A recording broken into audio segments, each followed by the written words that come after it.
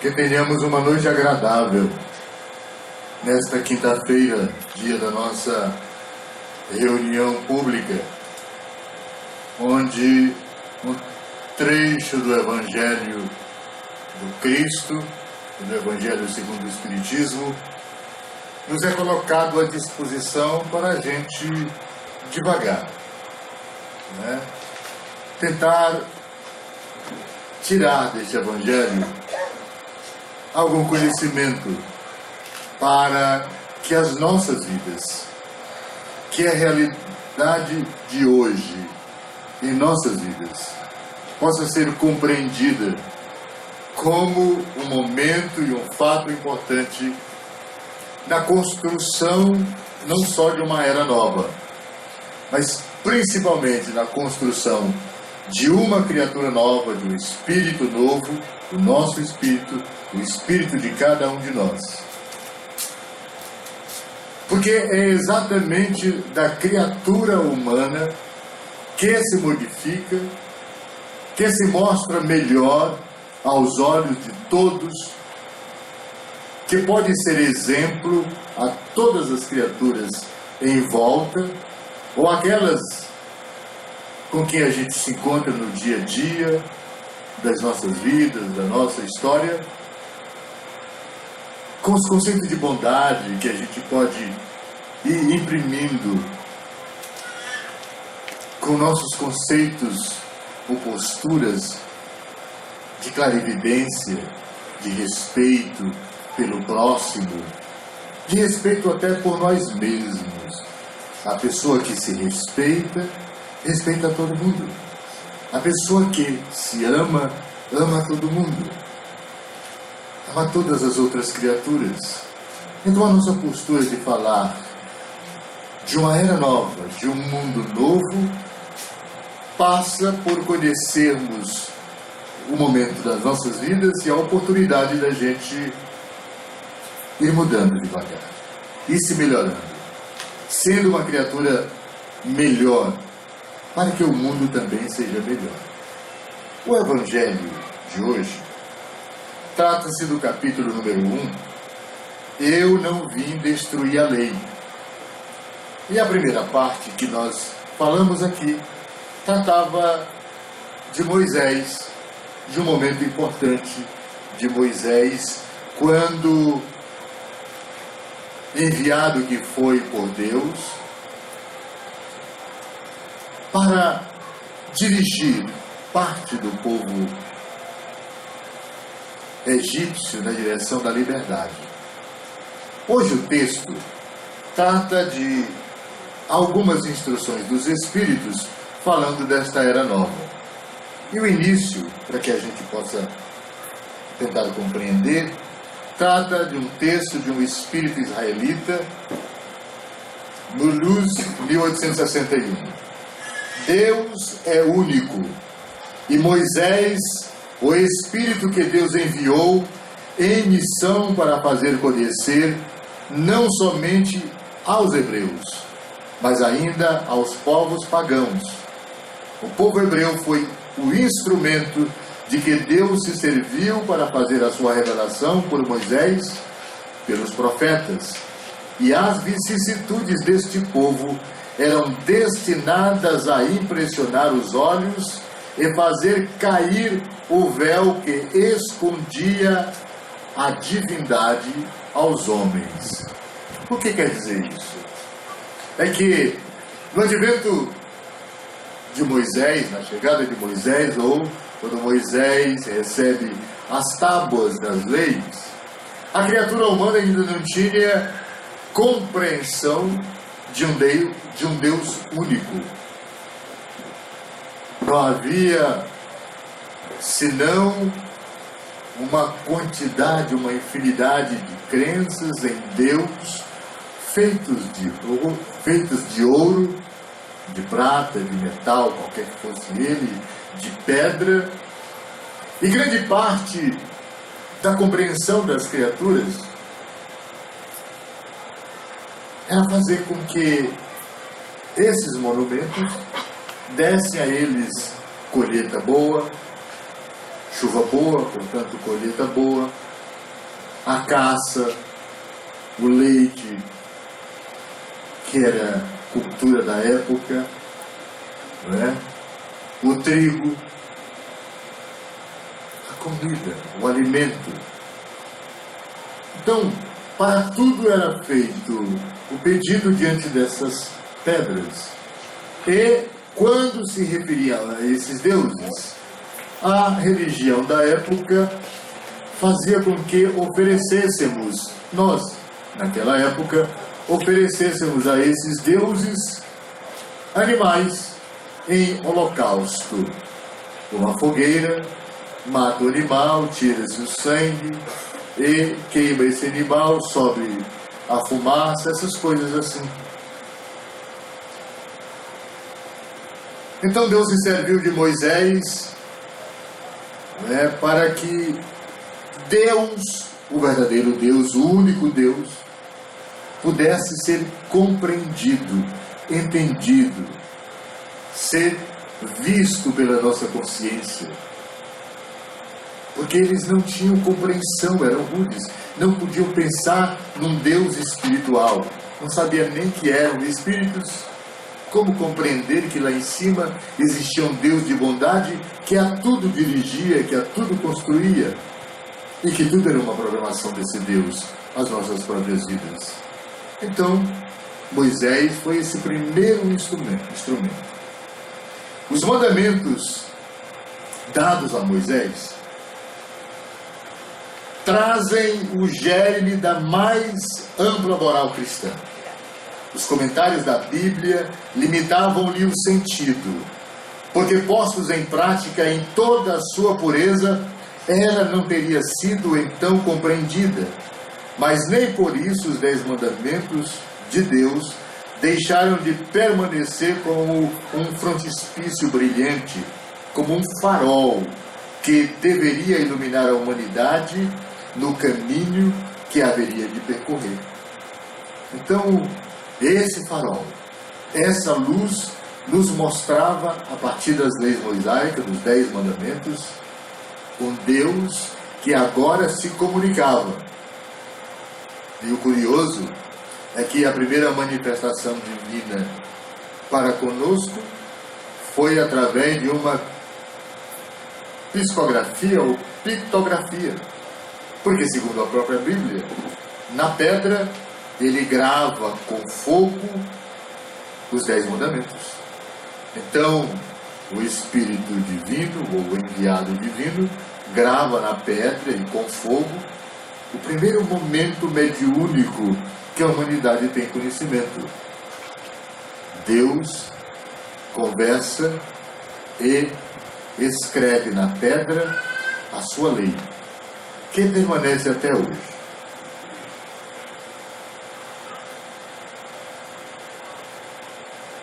A moral ensinada por Moisés era apropriada ao estado de adiantamento no qual se encontravam os povos que ela foi chamada a regenerar. O que quer dizer isso? Que a moral de Moisés era de acordo com a necessidade daquele povo, mas principalmente com a compreensão daquele povo. Pedagogicamente falando, foi-lhe dado aquilo que ele pode compreender. Agora teremos uma lei, e sobre a égide dessa lei, nós vamos conduzir essas criaturas ao conhecimento de Deus. Isso já faz muito tempo, né? Será que conhecemos mesmo a grandiosidade deste Deus? Ou ainda nos tempos de hoje, alguma coisa nos prende a sentir Deus de tal forma que a cada instante possamos, por exemplo, ao respirar, obrigado, Senhor, porque os meus pulmões vivenciam como uma bomba a experiência de sugar a energia contida no ar, alimentar os meus pulmões, que vai oxigenar o sangue nesses pulmões, que vai na direção do cérebro, antes passando pelo filtro dos rins, para que essa oxigenação nos conceda a vida. o alimento necessário para que eu possa sobreviver aqui no planeta. Então, será que a gente todo dia agradece esse conjunto de células amontoadas umas sobre as outras, bilhões e bilhões, que formam um corpo físico, e que do conteúdo desse corpo físico recebe um espírito que tem conhecimento da verdade em si e que agora pode compreender que só está aqui porque Deus nos fez? Essa é uma compreensão básica. Se eu existo, estou aqui. Mas a minha existência teve um princípio e ele é divino. Então, sua inteligência notável do ponto de vista da matéria e mesmo sobre das artes e das ciências era muito atrasado em moralidade e não se teriam convertido sobre o império de uma religião inteiramente espiritual. Era-lhes preciso uma representação semi-material, tal qual lhe oferecia então a religião hebraica, a religião da época. Assim, os holocaustos, os oferecimentos dos cordeiros, os sacrifícios, falavam aos sentidos de cada um de nós naquele tempo, dos homens daquela época. Talvez estivéssemos lá. Muito provável. Então, esse materialismo era uma forma de se comunicar com esse Deus. O holocausto falava aos seus sentidos, enquanto que a ideia de Deus, ou seja, a lei e a ideia daquele Deus, começava-se a compreender enquanto criatura a existência de Deus, ou seja, Deus começava a ser compreendido, entendido, e a gente começava a assimilar a existência de um Deus único, o Deus que cria todo o universo, todo o firmamento. O Cristo,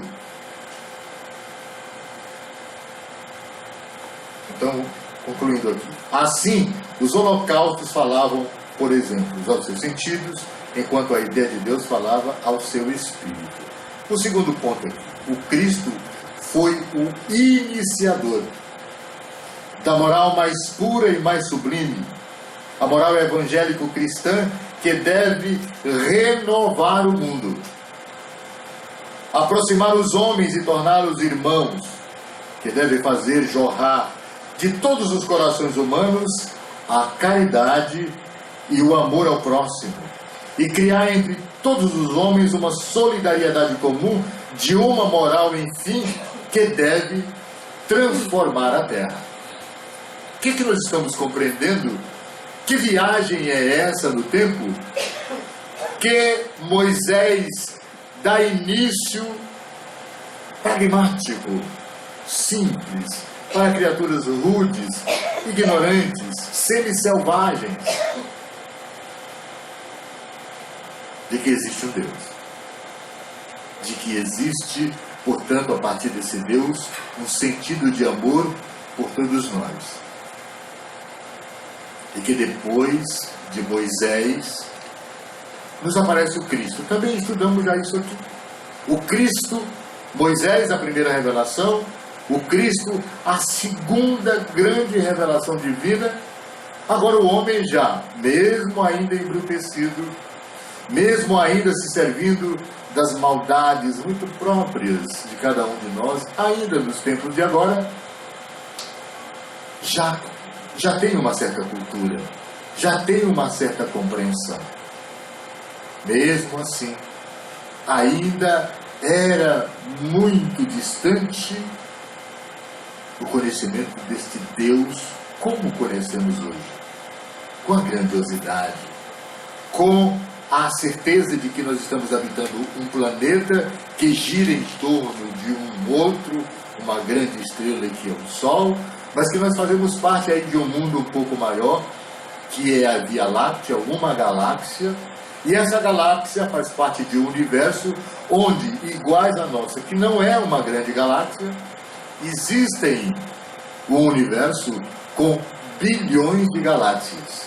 Ora, se na nossa galáxia já tem bilhões de estrelas, de planetas, há de se convir, de se acreditar que em bilhões e mais bilhões de planetas, a Terra não é a única que tem habitantes, que tem consciência, que tem sabência, que tem conhecimento de uma verdade crística, divina, e que controla a ciência, que manipula a ciência, por exemplo, para construir equipamentos. Talvez eu conseguisse falar para todos vocês com a minha voz. Só a voz. O Cristo fez isso, porque não tinha microfone. Mas foi a ciência que fez isso aqui. De tal forma que eu posso ampliar a minha voz e chegar ao ouvido de todos. Mas a voz mais brilhante que pudemos ouvir, ecoar sobre a terra, foi a voz do próprio Cristo.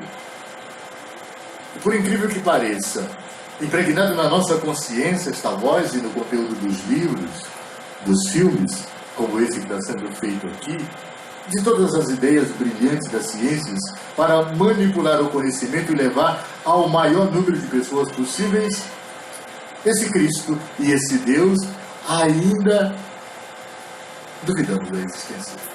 São muitos de nós que às vezes dizemos, por um infortúnio, Deus me abandonou, o Cristo esqueceu de mim, Jesus, eu estou sozinho. Imagina só que diante de tantos afazeres da humanidade, se ocupando na construção de grandes monumentos, cidades, no envolvimento da criatura humana tentando conhecer a si mesmo, mas também burilando a literatura, ainda pequena, culta, nos dias de hoje cada vez mais farta de conhecimento, construindo cada vez mais alguma coisa para facilitar a nossa vida dentro e fora de casa, no transporte das criaturas. Antigamente, aliás hoje, a gente se cansa chega aqui no centro espírita um pouco cansado, senta aí, ouve uma palestra, às vezes com conceitos magníficos, a gente depreende alguma coisa, aprende alguma coisa dessa palestra, mas às vezes a gente fica aborrecido. Aqui atrás, na esquina, do lado, do quarteirão, tem algumas pessoas que dizem, eu não vou hoje, eu estou meio cansado, um quarteirão e meio, uma rua e meia para eu andar. E o mestre, no tempo dele, para levar a palavra dele às pessoas na Palestina, e onde foi na antiguidade, caminhava de sandálias, às vezes acompanhado com uma, duas pessoas, às vezes com todos os apóstolos, na parte mais esclarecida, no momento mais próximo de nós, já a multidão o acompanhava para onde ele ia, léguas e léguas. E às vezes a gente, eu não vou à igreja, é cansativo, eu não vou ao centro espírita, é muito longa as palestras, principalmente quando o Ayrton vai falar. Então todo mundo reclama. E a gente cobra por alguma nefasta situação. Hoje eu vinha conversando com um amigo de Teresina para cá, e me lembrei de um fato, quando uma mãe pede um filho e faz uns escândalos horríveis, gritando em alto e bom, Deus não existe, porque matou a única criatura que eu amava. O filho. Ela tinha 4. E a única que ela amava era esse, que segundo ela Deus tinha levado. Se ela amava a única criatura que era o filho, Deus que a criou não está nessa relação. Jesus, portanto, que a gente já conhece hoje, também não estava nessa relação. Além dos 3 filhos, o marido, o pai, a mãe, os irmãos e o cunhado. Sempre tem um cunhado lá, que dizem que não é parente, né? Então a gente escandaliza as coisas, a gente fala o que não deve, e principalmente fala o que não deve na hora errada, porque na hora de agradecer a Deus a força que possui o Espírito para buscar a sabedoria e compreender que o evento da morte não para na morte, mas que é parte integrante da vida. Quando eu falo dessa questão de compreensão da grandiosidade de Deus, né, que a gente não tem a ideia da verdade. Porque, eu gostaria que Deus nos presenteasse, a minha família, com algo especial, uma casinha um pouco melhor. Aí consegue a casa, mas eu queria uma geladeira. Aí consegue a geladeira, mas eu preciso de mesa. Aí consegue a mesa. E vai pedindo. Tem algumas casas que as pessoas passam assim nos móveis, se afastando para não derrubá-los. Empurrar, quebrar o pé. Né? E assim por diante. A gente não lembra, não tem o contato com esse Deus de bondade para poder aproveitar, às vezes, no cair da tarde, a beleza do sol. Se eu perguntasse agora aqui, o pôr do sol de hoje foi de que cor? Alguém sabe? Qual? Hein? Eu não ouvi.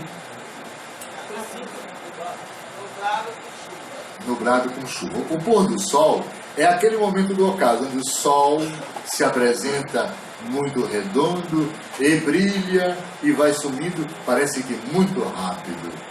Depois a gente vinha na estrada observando a beleza das nuvens e o sol varando-as com uma iluminação que chegava até nós. Dourado, muito dourado. Era ouro que fazia gosto. E depois um pouco mais vermelho, um pouco mais escuro, um pouco mais marrom e depois cinzento. Aí sim tinha chuva. Mas nós estamos falando aqui já da questão da moral do Cristo, da moral que o Cristo nos ensina. O Cristo foi, portanto, o iniciador desta moral que precisamos conhecer.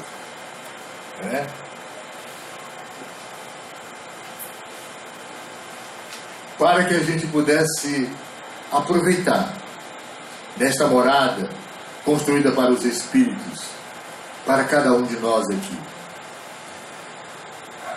É a lei do progresso, a qual a natureza está submetida, que se cumpre. E uma destas leis, das leis divinas, está contido no momento das nossas vidas nesse instante. E o Espiritismo é a alavanca da qual Deus se serve para fazer avançar a humanidade. São chegados os tempos em que as ideias morais devem desenvolver para cumprir o progresso que estão nos desígnios de Deus. Elas devem seguir o mesmo caminho que as ideias de liberdade percorreram e que delas eram precursoras. Preste atenção no restante desse texto. Mas não é preciso crer que este desenvolvimento se fará sem lutas. Não. Elas têm necessidade para atingir a maturidade dos abalos e de discussões a fim de que atraiam a atenção das massas. Uma vez fixada a atenção, a beleza e a santidade da moral impressionarão os espíritos e eles se interessarão por uma ciência que lhes dá a chave da vida futura e lhes abre as portas da felicidade eterna.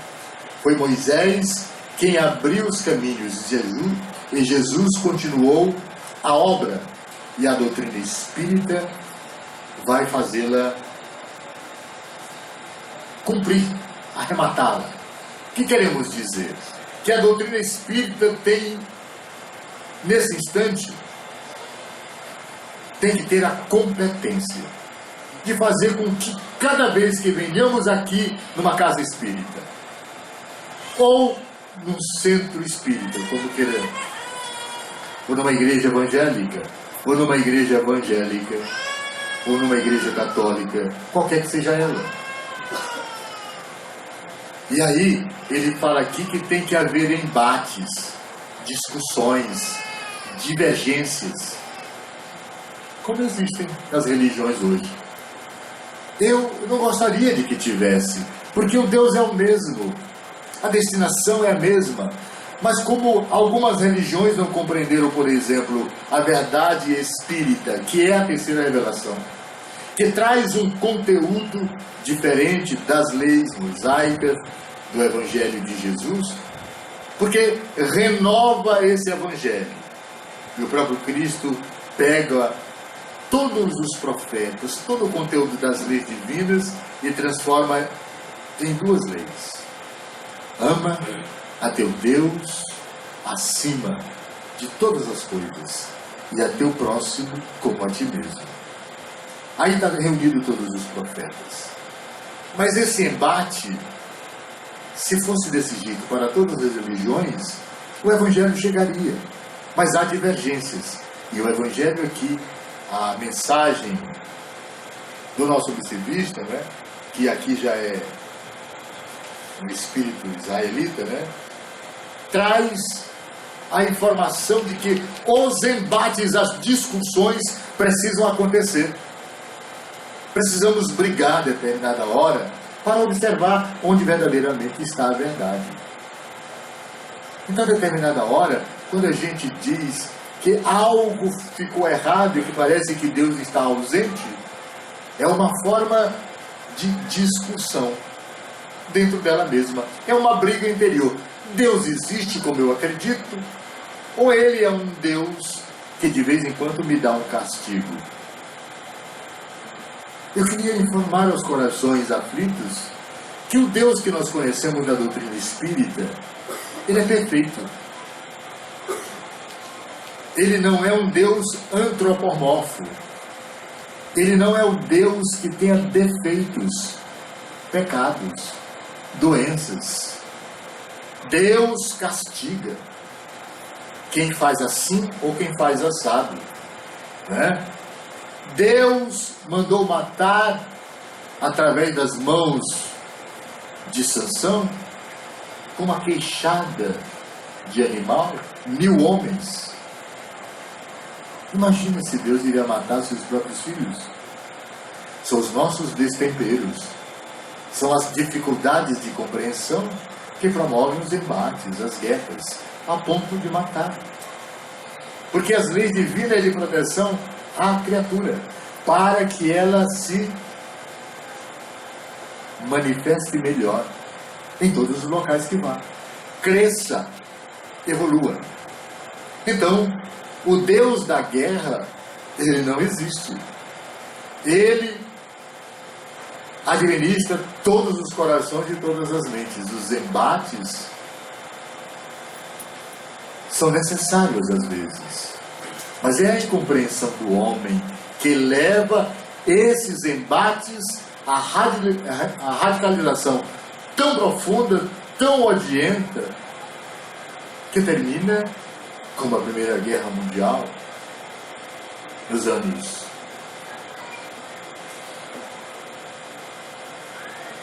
difíceis da humanidade. Pior ainda, quando o homem repete uma luta sangrenta. Nos anos a partir de 39 a 45, a Segunda Guerra Mundial provoca holocaustos horríveis, matando irmãos. Só judeus pereceram mais de 6 milhões de vidas. É Deus que mandou matar? Não. Nunca mandou. No entanto, existe uma lei perfeita. Existe para aperfeiçoar a nossa mente, o nosso espírito, as nossas consciências, uma lei perfeita e divina, perfeita, divina perfeita. Todas as outras dificuldades são impostas pelas nossas dificuldades de compreender essa lei. Se matamos, se roubamos, se abandonamos a nossa casa, a nossa família, se postergamos as leis divinas, se abandonamos, deixamos de lado, é a preguiça de vir ao centro da igreja, que nós falamos no início. Então precisamos compreender que construir um homem novo é uma vontade divina. É o grande exemplo que nos traz o Cristo de acelerar esse processo. Ide, como os apóstolos falando ele, ide a todos os lugares. Cura as pessoas frágeis, doentes, endemoniadas. Fala de tudo o que eu vos falei. Ensina-lhes tudo o que eu vos ensinei. Vá a todos os lugares para onde vocês vão, de nada precisarão. Porque vem a mim. Foi interrogado, mas Senhor, como eu posso fazer para curar as pessoas se eu não tenho o teu poder? Podem mais que eu, pois sois deuses. Ele dizia sempre, homens de pouca fé. Então esse Cristo nos envolve com a compreensão de que precisamos ser cada vez melhor. Um dia, Deus, na sua caridade inesgotável, permitiu ao homem ver a verdade dissipar as trevas, e esse dia foi o advento do Cristo. Depois da luz viva, as trevas voltaram. O mundo, depois das alternativas de verdade e de obscuridade, se perdeu de novo. Então, à semelhança dos profetas do Antigo Testamento, os Espíritos se põem a falar e a vos advertir. O mundo foi abalado em suas bases. O raio estourará, portanto, sede firmes. É o convite agora do Cristo para que atentemos para essas leis e para a bondade divina. Fiquemos atentos. Ninguém precisa voltar. Os Espíritos estão trazendo as mensagens todos os dias. Todos os dias nós compreendemos como somos pequenos, como somos doentes. Aqui nesta sala, numa das mesas mediúnicas mais competentes que eu já assisti, a gente pode ouvir a incompreensão, o desamor, o ódio arraigado no coração através dos médios que dão passagem a espíritos que se desconhecem como criaturas e colocam a vingança como objeto primordial da sua vida, transformando-os em verdadeiros demônios, como algumas igrejas pregam. É o diabo, é o demônio. São irmãos nossos doentes. É que depois de uma conversa, clareando-lhe a mente sobre o amor, sobre a caridade para consigo e principalmente para com a criatura que lhe obsedia, que chamamos a responsabilidade. Vem, meu irmão, estás equivocado. Se não amares agora, a partir desse instante, se não compreenderes que precisas não odiar e maltratar essa criatura e transformá-la numa criatura de bem, cada vez mais estarás te afundando na doença, na morte do próprio espírito, que não morre, mas adoece tão profundamente que um dia, na regeneração do planeta que nós estamos vivendo, vai ter que ficar para trás e sair daqui para um planeta inferior. Então a lei e a vontade nossa de trabalhar esse sentimento de amor passa por esta briga com os espíritos doentes. Mas como evitar que eles adoeçam ou nos adoeçam? Que pratiquemos o Evangelho do Cristo, que venhamos aqui, que participemos e levamos esse Evangelho para fazer em casa, ler e aprender, e revolucionar a mente, os sentidos da vida, trabalhar esse verdadeiro amor divino em nós mesmos. Não esperemos que o outro fique melhor, segure. Curemo-nos uns aos outros, dando o exemplo de que já compreendemos o que necessitamos. E, acima de tudo, fazendo com que os espíritos malévolos encontrem em nós uma criatura boa. De vez em quando a conversa perturba e refere-se mal para os outros, evite de conversar. Se tinha o defeito de falar mal, não fale mais. Se os maus pensamentos invadem a tua mente, Pai de bondade, tem piedade desse espírito que só pensa coisa feia. Será que o pensamento é meu mesmo? Ou existem vários irmãozinhos aqui me informando das coisas erradas que eu preciso fazer para ele fazer? Será que, pelo fato de estar desavisado, ele chega e diz: vai ali na esquina, na boca de fumo, compra uma pedra e fuma, eu preciso usar. Em vez de eu olhar para o meu filho e comprar o leite, eu vou comprar a pedra para satisfazer uma entidade que eu não conheço, que eu nem sei que ela está me intuindo a fazê-lo.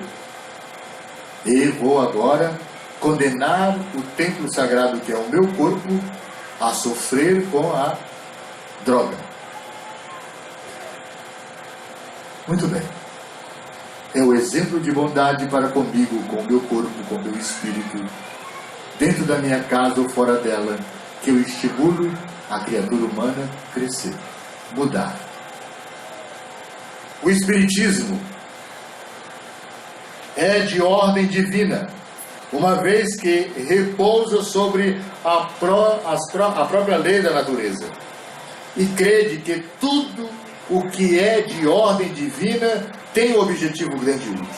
O vosso mundo se perdia, a ciência desenvolvida às expensas do que é de ordem moral, em tudo vos conduzindo ao bem-estar material, revertia em proveito do espírito das trevas. Vós sabeis, cristãos, o coração e o amor devem caminhar unidos à ciência. Para que o mundo, esse que vivemos, seja melhor, precisamos nos envolver com o Evangelho, com a ciência, a fim de que, enquanto cristãos, saiamos do materialismo, que aqui diz: a ciência constrói tudo de bom. Nos envolvemos tanto com essas benfeitorias que só queremos isso.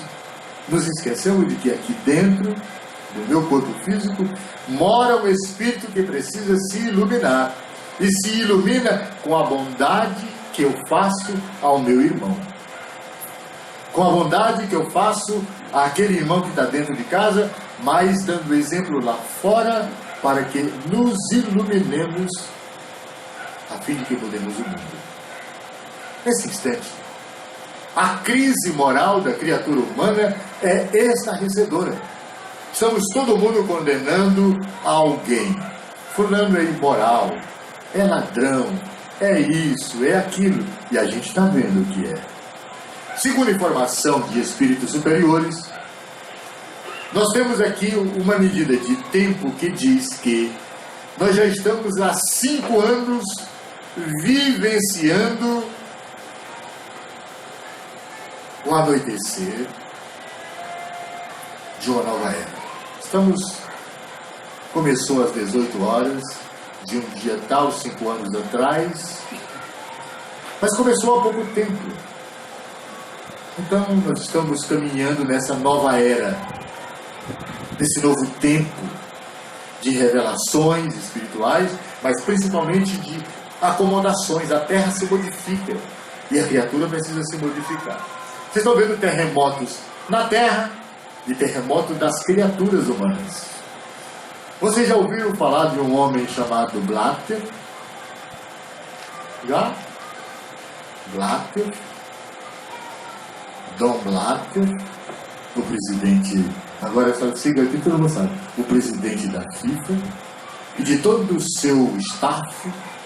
Escândalos horríveis na FIFA, na Inglaterra, no Brasil, na Argentina, no Chile, nos Estados Unidos, na Indochina, em Portugal, na Espanha, na Grécia, na Rússia, no mundo todo.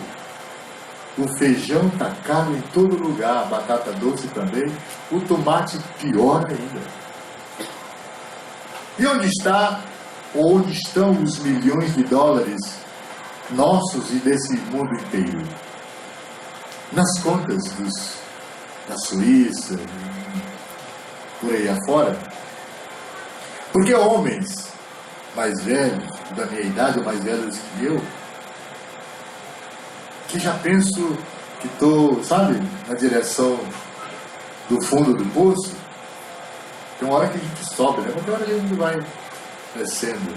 60, 70 anos de idade, um homem arranca dos cofres públicos da nossa economia milhões de dólares, não vou falar nem em reais. 150 milhões, 300 milhões de dólares e coloca num banco na Suíça, nas Ilhas Caimãs. Um homem que não vai usar, nem pode usar esse dinheiro. É só a maldade humana, a ganância humana, crise moral. Ou seja, a doença não é daquele homem, mas do ambiente que o homem criou para promover as loucuras e as ganâncias, as doenças morais, o egoísmo. Então, esse mundo de regeneração que nós estamos esperando já começou. Ele não poderia passar pelo momento que nós estamos vivenciando de extrema crise da criatura humana e, consequentemente, das instituições das criaturas humanas. Não vamos colocar a culpa nela ou nele. Talvez ela esteja enfrentando muito melhor do que ele, porque ela tem mais sentimentos. É o que dizem. A mulher tem mais sentimento, ama com mais profundidade. Pode ser até meia verdade, mas eu prefiro continuar acreditando que seja uma grande verdade.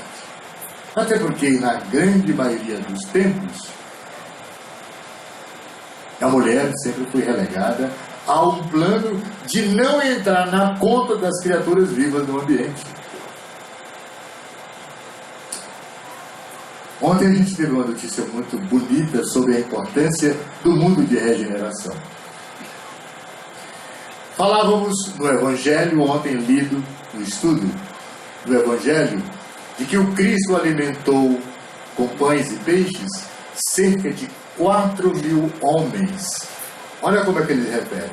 Além das mulheres e das crianças. Ou seja, ninguém nem contava-as, só usava-as. Que coisa! Mas é verdade.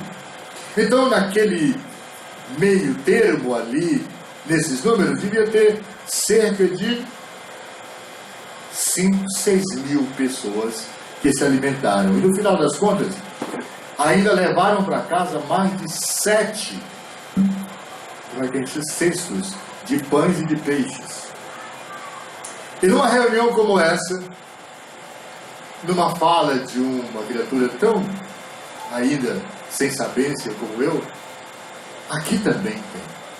Mas a informação é que em volta desta sala ou desta casa, um comentário espiritual de um mentor espiritual nos traz a seguinte informação. Ouviu que tinha 4.000 homens e mulheres. Hoje aqui, assistindo essa mediúnica, tem 10 vezes mais nos mezaninos espirituais. O que quer dizer isso? Mezanino é como se fosse aquele compartimento que você bota aqui uma madeira, aqui, certo? Do lado do outro, e faz um estrado, e aqui em cima pode botar ou gêneros ou mais gente. Então deveria ter aqui mezaninos espalhados, a que altura? Para ter cerca de 40 mil, 50, 60 mil espíritos sendo tratados. Eu posso repetir?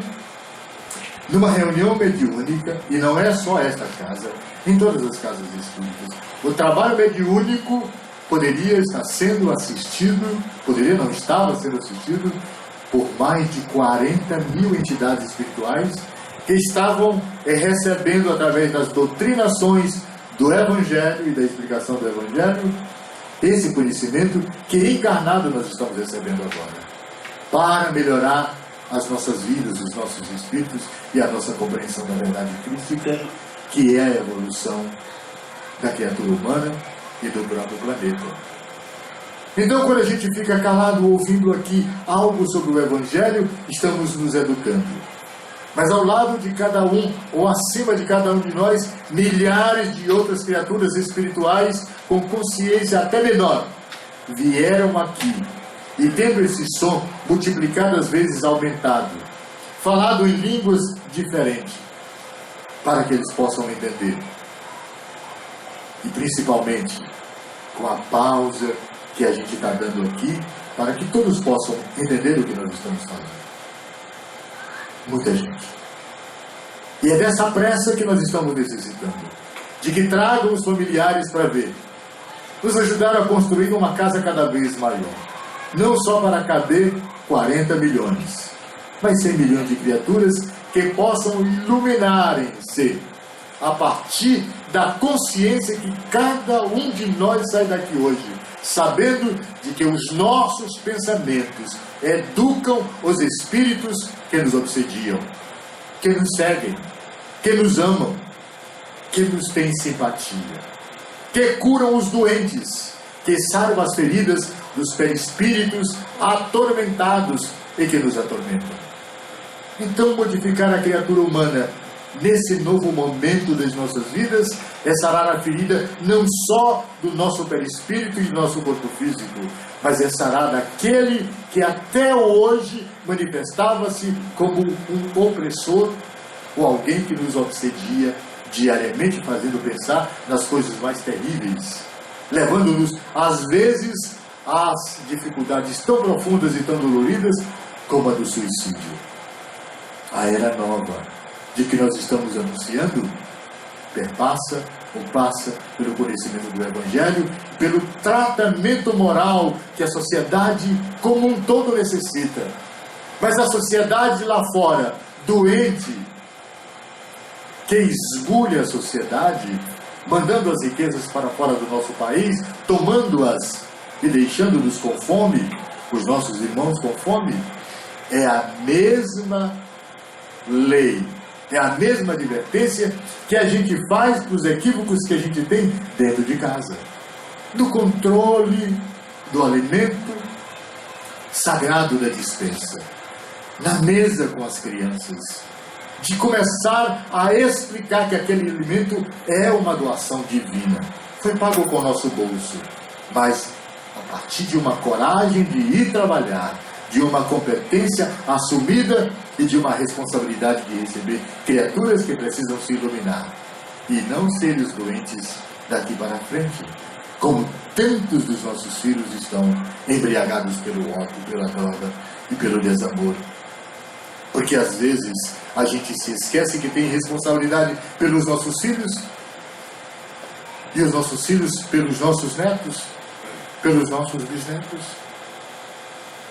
E a gente tem que compreender também que são essas criaturas, os nossos filhos, os nossos bisnetos, que vão cuidar dos velhos que seremos daqui a pouquinho e doentes. A era nova. O homem será mais espíritos, homos espíritos, será mais sutil. A era nova que estamos aguardando, como fala Fenelon aqui, e Erasto, é uma criatura mais bela. Os corpos físicos se mudarão. Cada vez mais a gente observa isso acontecer nas nossas casas. Quer ver? Vejam o rosto do Samuel, do nosso amigo Samuel. É um homem grande, bom, Agora olhe para o filho. Já é um anjo diferente, né? Já vem mais robusto e mais belo, né? Então o Valdezinho é algo angelical, como os nossos netos serão. Não estou dizendo nada contra o meu amigo Samuel. É que essa mudança da condição de espírito um pouco melhor vai nos fazendo espíritos melhores. Seremos criaturas menores, menos robustas, né? E sutis, pela beleza física. Será que isso é importante? É, porque isso é da mudança do espírito. Mas essa beleza, ela precisa, antes de tudo, refletir agora nesse corpo feio, velho, cansado, sem dente e sem memória. Para que ao cair no chão, morto esse espírito, um espírito translúcido saia clarividente daquele corpo velho e na próxima encarnação, se for necessário, seja essa criatura angelical que a gente está falando aqui. O que é, portanto, a Era Nova? O momento onde o amor vai ser mais presente nas nossas vidas. A felicidade não será apenas o toque de uma brisa, como a do ventilador aqui agora, porque eu estou sentindo calor e agoniado, porque estou aqui na frente tentando dizer essas coisas. O espírito vai ser mais sutil na beleza, vai ser mais belo, vai ser menos cheio de defeitos. Mas para que ele seja, precisamos começar a tarefa de construir esta era nova, com uma criatura nova, sob a égide do que nós chamamos Evangelho do Cristo. Ele, através da doutrina espírita, que é a terceira revelação, Moisés a primeira, Jesus a segunda, e o Evangelho do Cristo através do Pentateuco Espírita de Allan Kardec, é o Espírito de verdade prometido por Jesus, que ele iluminará a cada espírito. E não é apenas só os profetas, mas a renovação das informações divinas, como por exemplo, a comunicabilidade dos espíritos, a nossa sintonia. Ainda agora eu falei, será que os pensamentos são nossos mesmos? Será que não estamos ouvindo algumas comunicações? Estamos. Só para concluir, estou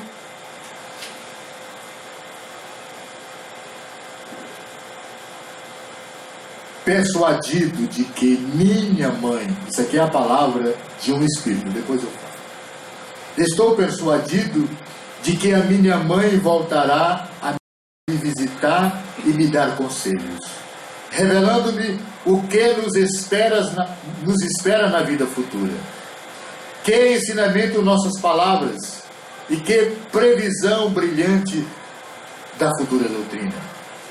É por isso que hoje vendo chegada a hora para a divulgação da verdade que ela havia pressentido outrora, se fez